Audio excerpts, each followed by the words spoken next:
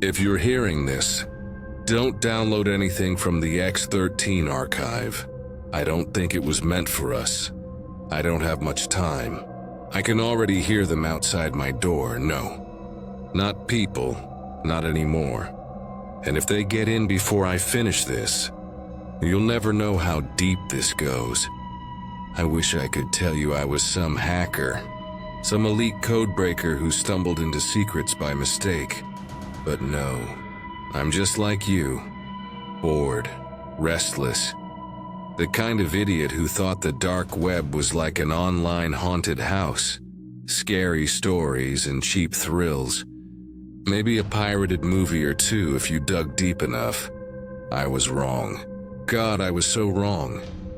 If you've ever been tempted, if you've ever thought, what's the worst that could happen if I click just one more link? I need you to hear me. I need you to know this. The internet doesn't run on what you see. Not YouTube, not Reddit, not the garbage social feeds that eat your hours. The real internet, the one underneath, runs on hunger. It waits for people like me, like you, and I fed it. I shouldn't be alive long enough to say this, but maybe that's the point. Maybe they want me to spread it.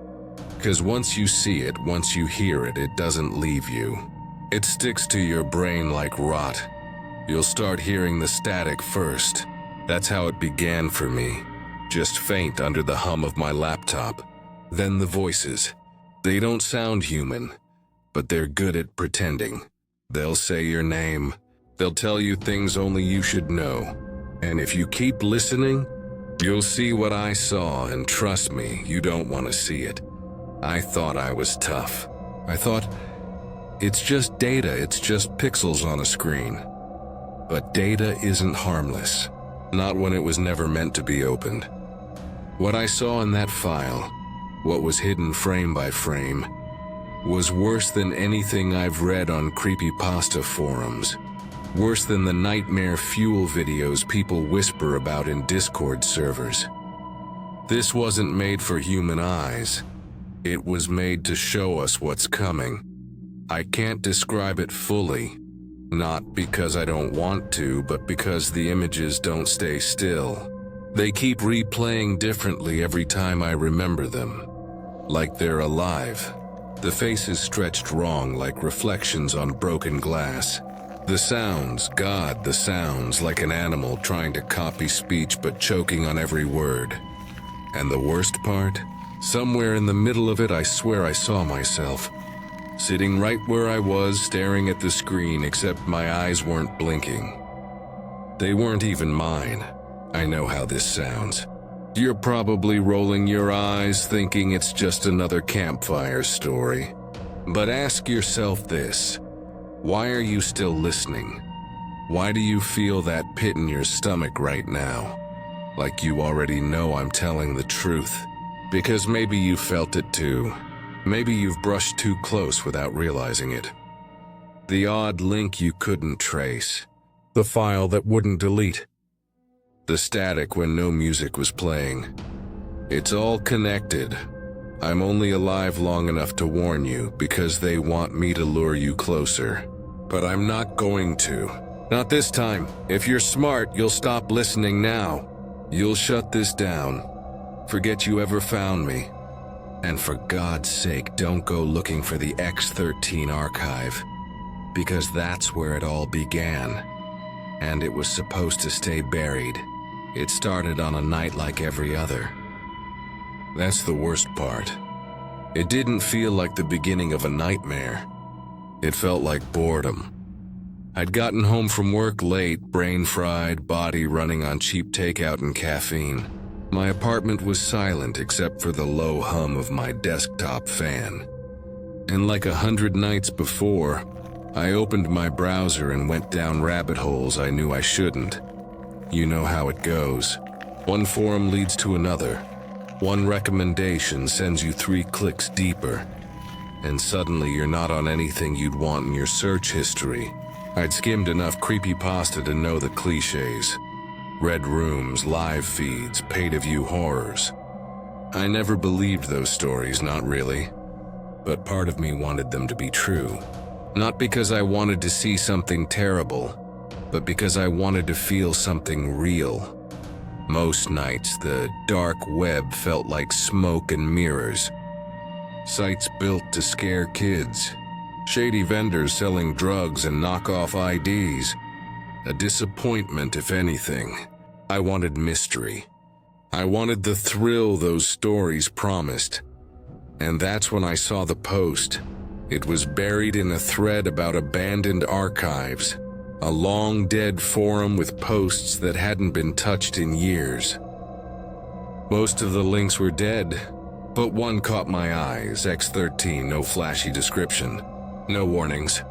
Just that X13 archive. And the date stamp was recent. Too recent for a forum this dusty. I stared at it for a while. My logical brain said to move on. That it was bait or malware. But the other part of me, the part that hated my dull little life, whispered, what if it isn't? I clicked. The page looked old, like late 90s internet. Plain black background, neon text, clunky frames. A directory of files with no names, just strings of numbers and letters. Most were corrupted. A few had extensions I didn't recognize. And then one stood out. It wasn't a number string. It had a name. They don't exist.mp4. I hovered over it, my cursor shaking a little. That was ridiculous, of course, just nerves. But in the back of my head, I felt like I was standing at the edge of something. A cliff, maybe? One more step and there was no turning back. I downloaded it anyway. The file was tiny. Too small to be a video, a few megabytes at most. And yet when it hit my drive, my fan kicked into overdrive like the machine was straining under a load that shouldn't have been there. That was the first red flag. The second, when I tried to play it, my media player froze. Then the whole computer stuttered.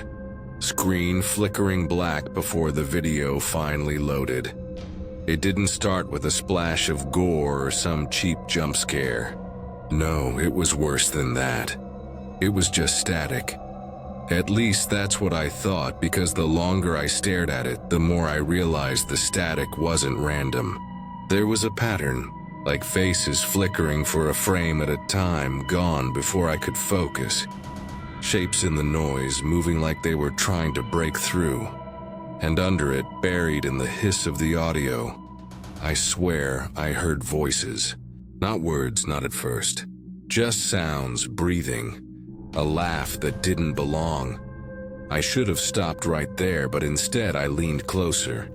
When I hit play, I expected a corrupted clip. Some crappy bootleg for a laugh. I did not expect my apartment to tilt, the air thickening like bad weather. The video opened on static. White noise filled the frame. No title, no timestamp, just hiss. I almost closed it. Then the noise tore and a hallway appeared. Fluorescent lights scuffed linoleum. A long strip of ceiling tiles. It looked like footage from an old facility, handheld and jittery, as if someone was moving fast down the corridor. The timestamp flicked between impossible years, then froze on a date that hadn't happened. The footage was anachronistic, VHS grain over moments of startling clarity that made my skin prickle. Figures moved down the hall. For a while they were anonymous shadows. Then one turned. It faced the camera and looked straight at me. Its eyes were pale, oddly focused. The face mouthed words. No sound came from my speakers, but I could make out the lips forming. Don't watch. My hands went cold. I told myself it was an edit. Cheap splicing, lip sync trickery. But rational explanations felt thin. I played it again. The hallway stuttered. A dark smear pooled in a corner and slid forward with wrong liquid motion. It sometimes suggested a person. Sometimes it dissolved into absence. Under the hiss, I noticed a rhythm. Not language at first. more like chanting misaligned across channels. It vibrated in my chest. Turning the volume down did nothing. The pressure stayed. I checked the file properties. Blank, no metadata. The file name read like garbage. X13CROX9F.dat. My system logs showed odd spikes, access patterns that made no sense for a local file. I messaged a contact in an old forum. "Is this real?" I typed. The reply was cold. "Delete it. Wipe your drive. Don't run it again." Then the message vanished from the thread. I should have obeyed. Instead, I watched the camera push through a door into a small living room lit by a single lamp. A television sat in the center, static on the screen. On the couch in front of it slumped a person. My face. The figure had my hair, my jawline, the scar by my eyebrow. Only its gaze was wrong. Its eyes were fixed, glassy. It didn't move. In the blink between frames, its mouth opened into something unnameable. Part grin, part rictus. For a breath, the audio registered a wet, clicking inhale. It tasted like metal. I closed the laptop and sat in the dark, palms tingling. The part of me that wanted proof wanted to show a friend, to catch a forgery. The other part felt marked, like a doorway had been half opened and I'd peered through. I didn't delete the file. I copied it, logged timestamps, scribbled notes, lying to myself that documentation was rational. I rebooted the machine and tried different players. The sequence repeated: static hallway, the pale eyes. When I scrubbed frame by frame, I swore a black mark sat on the lamp, an ink sigil. But every photo I took dissolved to noise. I called Jamie. He arrived, still half asleep, joking until the coroner appeared. He watched, silent, then whispered, "Trash it." He left unsettled. Part of me wanted to obey. The other part, the stupid, curious part, felt the pull stronger. Some of you know that feeling. The urge to pause, to rewind, to prove the anomaly is a trick. That urge is the hook, so I cataloged it. Timestamps, frame numbers, the low rhythm under the hiss. I copied the file to a drive and told myself documentation was sensible. It wasn't courage. It felt like feeding whatever had peered back at me. By 2, the apartment felt smaller. Shadows lingered at the edges of my vision. The first time I let the file play past the static, I convinced myself it was nothing. Just another creepy project buried for effect. My room was still the same. The blue glow of my monitor on the desk. An empty soda can sweating rings onto paper. The quiet hum of my fan. Ordinary, but what I was seeing didn't belong in an ordinary room. The footage shifted like it was cutting between reels. The first clear image? A grainy, wide-angle shot of what looked like a basement. The view was static, unmoving, like a fixed surveillance camera. And in the corner of the frame, a man sat on a stool. At first, he seemed normal, just slumped forward, hands in his lap.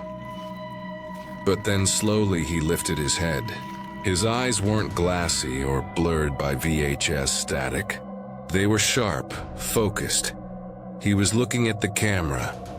No, he was looking at me. The figure leaned closer, face stretching toward the lens until his features warped into grain. His lips moved, slow and deliberate, like he wanted to make sure I understood. "Stop watching." I recoiled. My mouse hovered over the close button, but I didn't click it. My heartbeat thundered, but my hand stayed frozen. The feed cut new scene. Another room. Different angle. This time, a woman pacing, her steps restless, her hands clawing at her hair. The footage seemed to know I was watching because she froze mid-step, head twitching toward the lens. She mouthed something too fast to catch.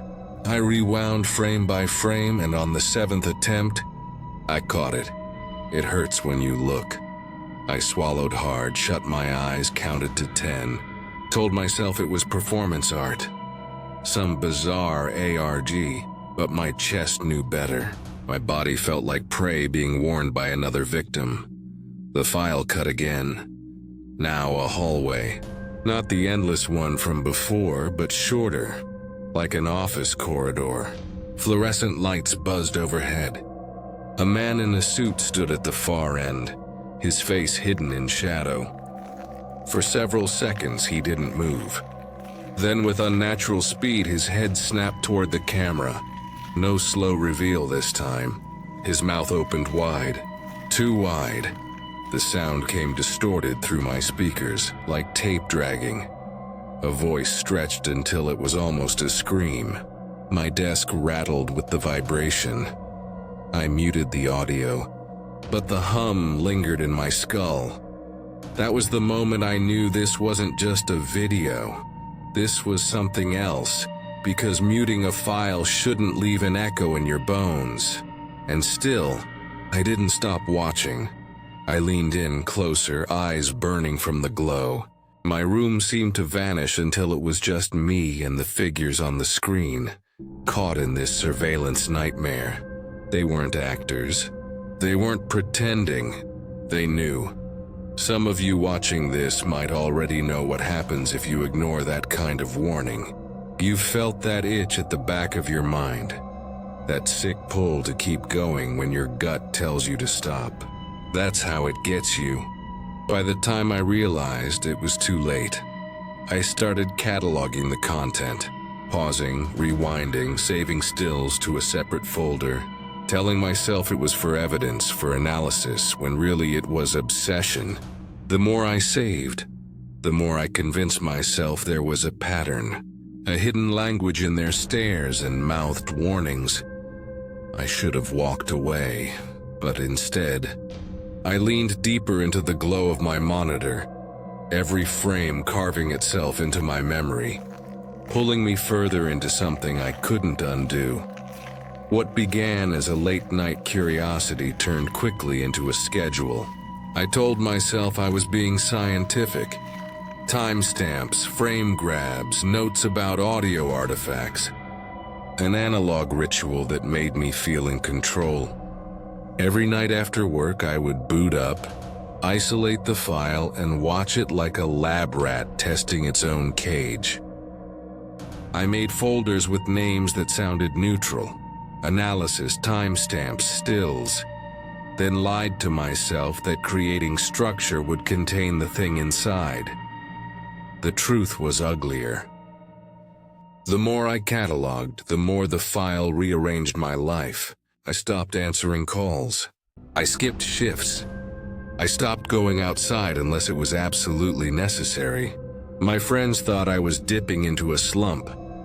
Jamie messaged in with the kind of blunt concern only someone who hasn't lived with the fear could afford. "Dude, take a break," he typed once. "You're acting like every Reddit thread is gospel." I wrote back that I was fine, that I was documenting for proof.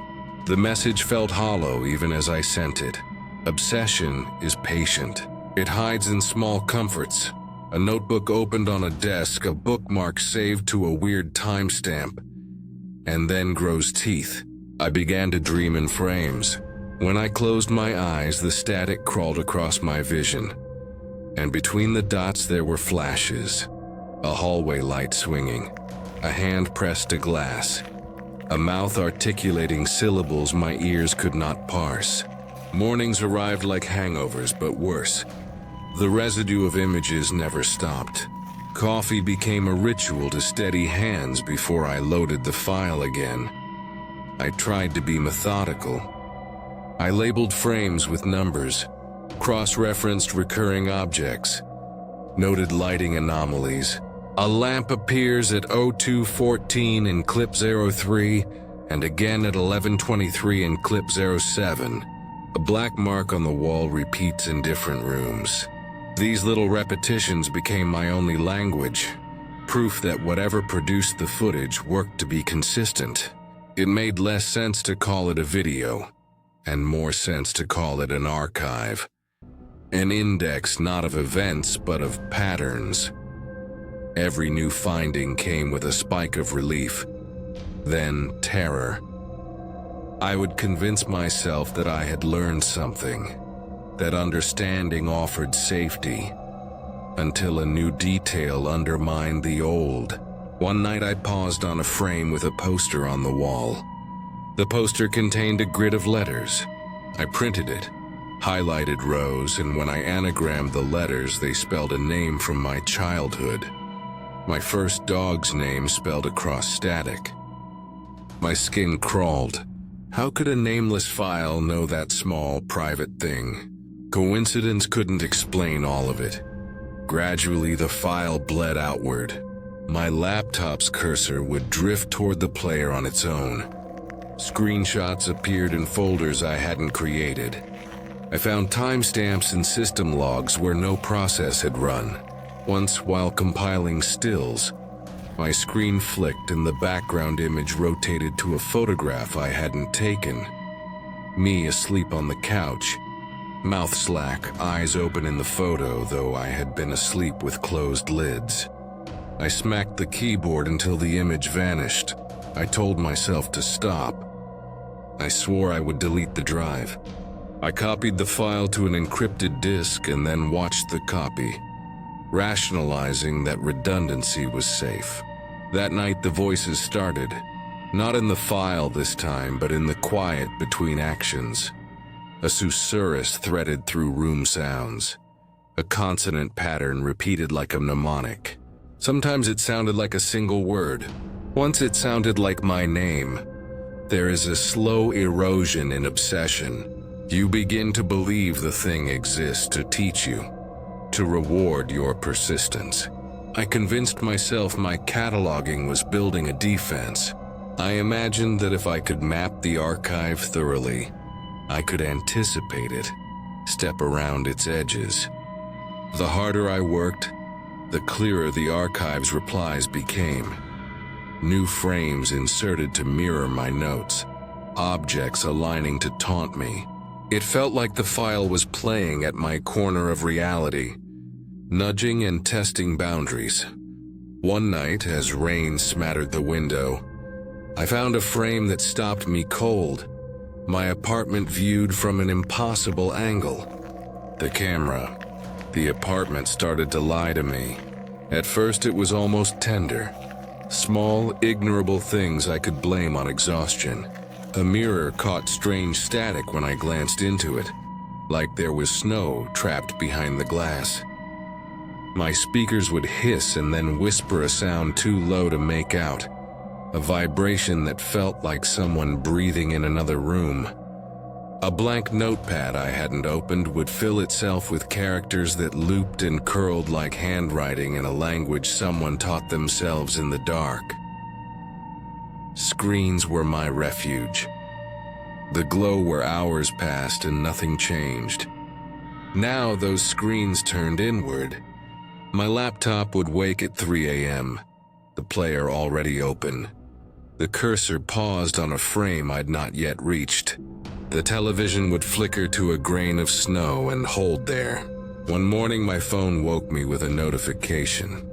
An image of the hallway outside my door, taken from an angle impossible without someone standing in the stairwell above. When I opened the gallery, there was nothing. The phone had simply shown me what it knew and then erased it.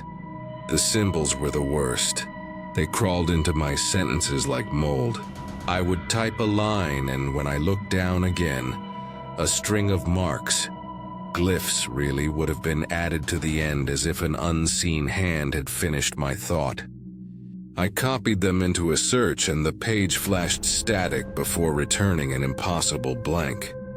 The notepad saved them at 2:13 a.m., with no user activity logged. The cursor moved across the words when I blinked. Sound betrayed me next.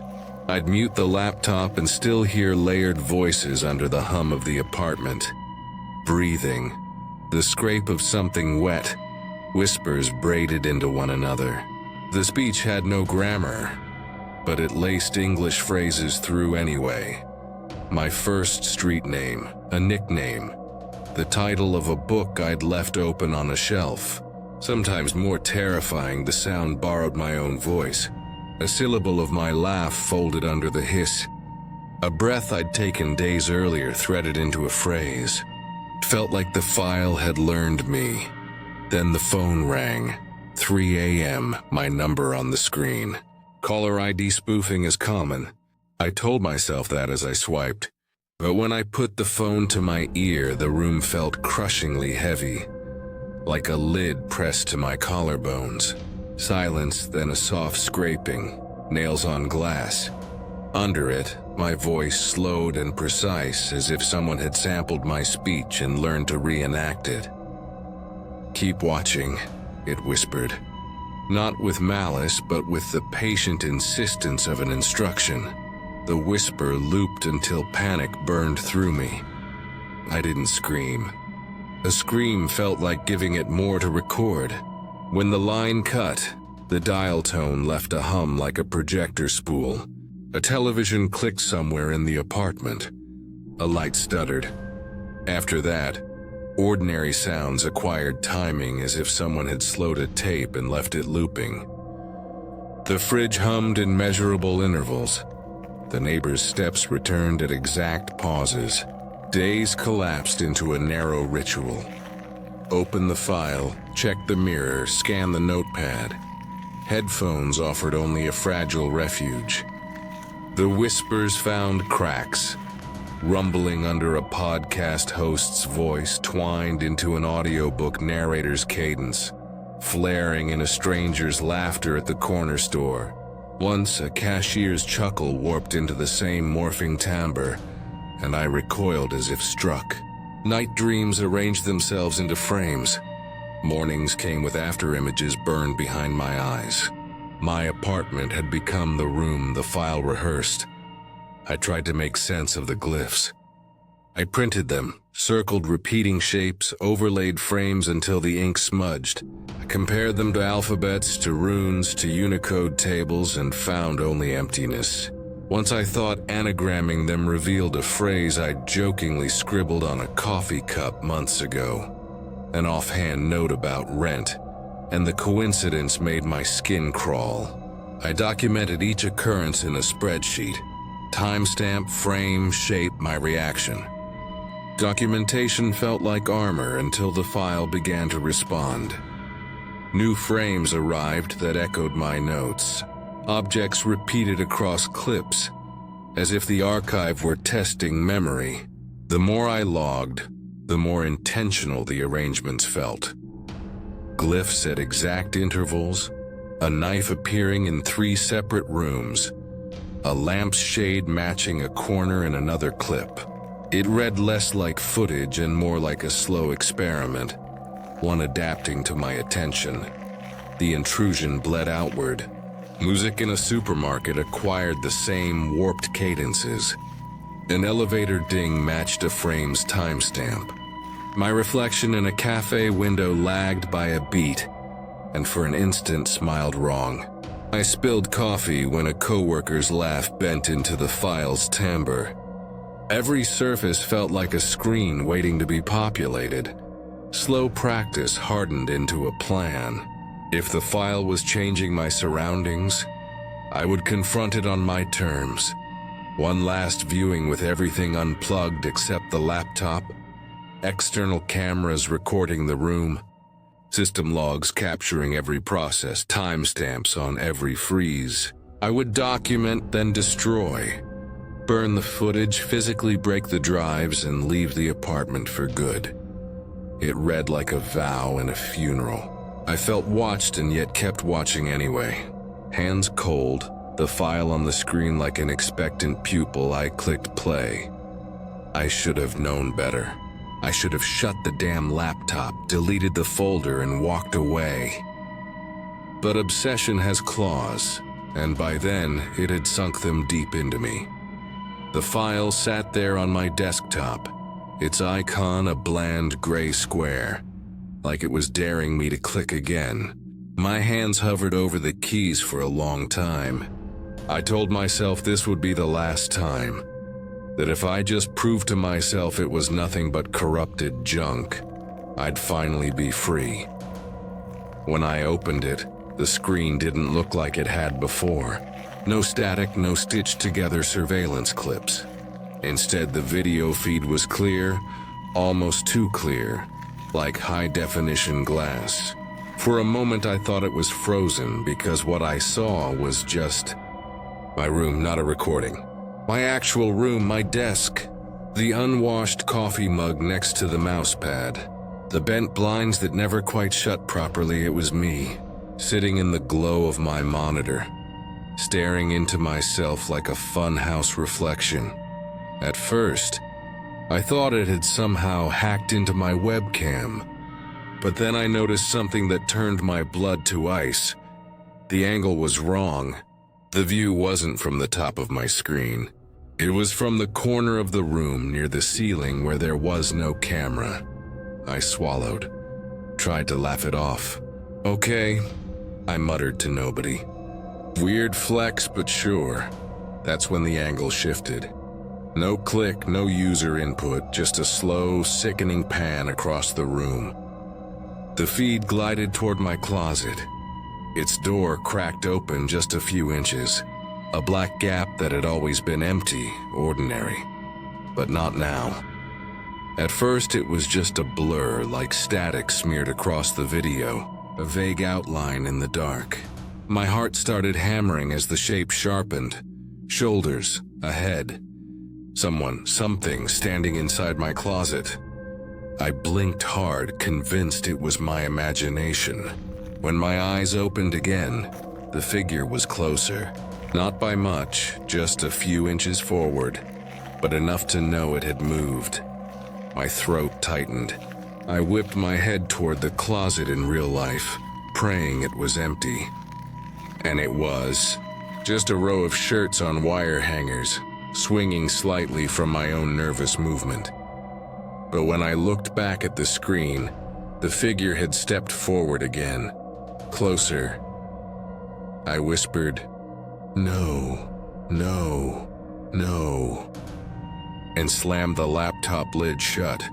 The room plunged into silence. I could hear my pulse in my ears, the creak of the building settling. I counted to 5, then 10. My rational brain begged me to leave it closed, to walk away, to burn the damn thing if I had to. But curiosity is poison and it always wins. My fingers shook as I opened the lid again. The feed resumed as if it had never paused. Only now the figure was halfway out of the closet. Tall, distorted, its features blurred like a corrupted file. And worse, its head was angled, facing directly at me. I couldn't breathe. I tried to stand, to turn on the lights, to do something, but the video shifted again, this time back toward the desk. The camera feed zoomed in close, too close, until I could see my own terrified face staring back at me. And then I realized my reflection in the feed wasn't moving in sync. When I turned my head, the version of me on the screen stayed still, its eyes locked on mine, expression frozen, mouth twitching upward into a smile I knew damn well wasn't mine. My hands hovered above the keyboard, useless, trembling. That's when the screen flickered. Cutting back to the closet angle one last time. The figure was gone. The feed went black for half a second before words appeared, typed out letter by letter across the screen, like someone was on the other end. Keep watching. My stomach dropped because I understood finally. This wasn't just a file. It wasn't showing me videos. It wasn't pulling old surveillance clips. It was recording me. And if it could do that, then whatever was in the closet wasn't just on the screen. It was here with me. I used to laugh at people who said their phones were listening. I'd joke about targeted ads, microphones picking up chatter, all that paranoid junk. But now I know the truth. If you've ever felt like your phone was listening, trust me, it was. Just not by who you think. It started with the Wi-Fi. One second I was staring at the cursed file, debating whether to delete it, and the next my connection flatlined. No warning, no limited connectivity notification. Just dead. When I tried to reconnect, the network name had changed. My router usually showed up as HomeNet24. Now it was just one word, watching. I told myself it was a neighbor's Wi-Fi, a sick coincidence. But then my phone stopped working too. Every number I dialed went straight to static. No ringing, no voicemail. Just a harsh crackle that rose and fell like breathing. I texted 3 different friends, desperate for anyone to answer. Eventually one came through. What's wrong? Relief flooded me for half a second, until I read it again. It didn't look like them. It didn't sound like them. No typos, no slang, no emojis. Just flat mechanical words that seemed rehearsed. Like something pretending to be human, and failly I typed back, "Who is this?" The response came instantly, "Friend." I threw the phone across the room. After that, it got worse. The lights in my apartment flickered like a bad horror cliche, but it wasn't random. It was in a pattern. 3 short flashes, 3 long, 3 short. Morse code for SOS. Except it wasn't me calling for help. Something else was answering. The apartment, once my safe little haven, became a cage. Every corner hummed with menace. The laptop sat on my desk like a predator, lid closed but pulsing faintly with heat, as if waiting for me. Even the air felt charged, buzzing in my ears like a live wire. I tried leaving once. The hallway outside was darker than usual. The kind of dark where the exit sign should glow red but didn't. My neighbor's door, usually covered in stickers and delivery notices, was bare, like no one had ever lived there. The whole building felt hollow. Wrong. I retreated inside, slamming the door and double locking it, even though I knew locks meant nothing anymore. I tried to distract myself, booting up a game offline, but even there I wasn't safe. The character selection screen froze, pixels twisting into jagged symbols I didn't recognize. Not English, not any language, just raw noise arranged into something that felt like a message. Everywhere I turned, the file bled into reality. It wasn't just in my computer anymore.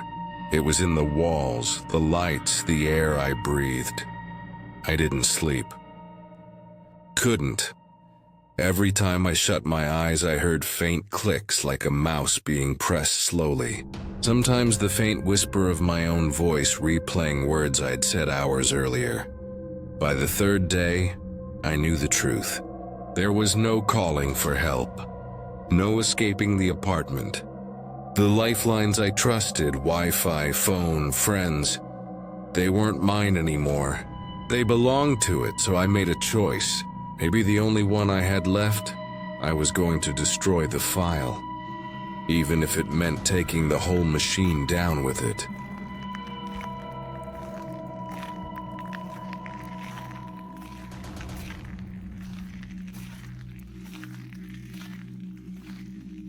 I thought smashing it would be enough. I thought if I could kill the machine, I could kill the file. The first thing I did was drag it to the recycle bin. Simple, right? A click, a delete, and gone. Except it wasn't. The icon didn't move. I tried again. Harder this time, like pressing the key with enough force would make a difference. Nothing. Then, out of nowhere, 10 new copies appeared on the desktop. Same name, same bland gray square. 10 identical little coffins lined up neatly, waiting for me. I cursed and tried wiping the whole drive. Full system reset. The progress bar crawled to 1% before freezing. The cursor blinked and a new window popped open unprompted. A text file.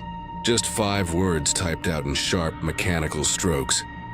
Stop trying to kill me. I ripped the power cord out of the wall. The laptop went black.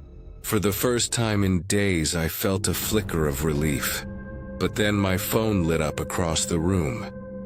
A single notification. New file added, X13.mp4. I hadn't downloaded anything. I hadn't even touched the phone. That's when panic set in. I grabbed every device I had. Old hard drives, USB sticks, even a dusty tablet, and smashed them against the floor. Plastic cracked, screens shattered, wires snapped. I tore through my apartment like a man possessed, as if destroying the hardware would erase the infection. For a few moments, the silence almost convinced me I'd won. No humming, no screens glowing, just the sound of my ragged breathing. Then I saw it. Reflected in the black glass of my TV screen, the file icon sat there, perfectly centered. A mocking little symbol that didn't need electricity to exist. My chest tightened. I grabbed a hammer and brought it down hard. The glass splintered, webbed out into jagged cracks. But even then, beneath the fractured surface, the icon was still there. I unplugged everything. Every cord, every light. The apartment sank into pure darkness. My heart pounded in my ears. For a moment, I thought maybe I'd beaten it, until the monitor on my desk, still dark and lifeless, flickered faintly. Words scratched themselves across the black screen in glowing gray letters, etched from nothing like scars burned into glass. You can't delete what was never created. I stumbled back, nearly tripping over the wreckage on the floor. The room seemed to shrink, pressing in around me, the words searing into my brain. Not created. What the hell did that mean? The file wasn't a program. It wasn't data. It was something else. Something older. Something that had only been waiting to be found. And I realized then that deleting it wasn't an option. Because it had never been downloaded, never been installed. It had always been here, waiting for me to open it. It didn't hit me all at once. The truth came in fragments, the way nightmares do when you wake up sweating and only later realize what they meant. The file wasn't a file at all. That's why it couldn't be deleted. Why it multiplied like mold in the dark. It wasn't made. It was sent, a transmission. When I opened it again, because of course I did, I couldn't stop myself. It didn't start with shaky footage or my warped reflection. This time the feed bloomed wide, hundreds of boxes filling the screen. Each one was a window into another room, another house, another life. Living rooms, bedrooms, offices. All of them ordinary, all of them occupied. People on couches, kids asleep in beds, men hunched over keyboards. None of them knew they were being watched, but I did. And when my eyes locked on theirs, some of them, just a few, looked straight back. It wasn't surveillance footage. It was real time. The file wasn't showing me things that had happened. It was documenting things that were happening right then. And not just me, countless others. I scrolled through the windows, each flickering with its own eerie hum. One showed a woman stirring a pot in her kitchen. Another, a teenager scrolling through their phone. In one frame, a man sat perfectly still, staring at the camera, lips moving soundlessly. I leaned in closer, trying to read. After a moment, I caught the shape of the words. He was mouthing, "Don't watch." My stomach turned because I recognized his room. The crooked painting on the wall, the peeling wallpaper. It was one of the windows I had seen earlier in the folder. Meaning, He'd opened the file too. That's when the pattern clicked. The faces I'd glimpsed, the strange warnings, the way they seemed aware of me. It wasn't coincidence. These weren't actors, and it wasn't some twisted ARG. It was a catalog, a living directory of everyone stupid or curious enough to open it. The thought hollowed me out. There must be others. Thousands of us, maybe more, each trapped in our own feed, each being watched the way I was watching them. The realization settled over me like ice water. The file wasn't content. It was a doorway, an invitation, and the more you watched, the more it learned about you. I whispered into the screen, voice trembling. "Why, what do you want?" The windows shifted. One by one, they blinked out until only mine remained. My room, my pale face, my wide, bloodshot eyes staring back. Then the text scrawled itself across the feed in jagged, flickering letters. To remember, to catalog, to prepare. The monitor hummed like a hive. I felt it vibrating in my chest, in my teeth. And then the words faded, replaced by something worse. "You are not alone." I wanted to smash the screen again, to shut it out, but I couldn't move. My own reflection was still there, smiling faintly. Behind me, just out of focus, the closet door was inching open. That's when it hit me. The worst part wasn't that the file was a transmission. It wasn't even that I was being watched. The worst part was this. I wasn't the only one who opened it. I was just the one dumb enough to keep watching.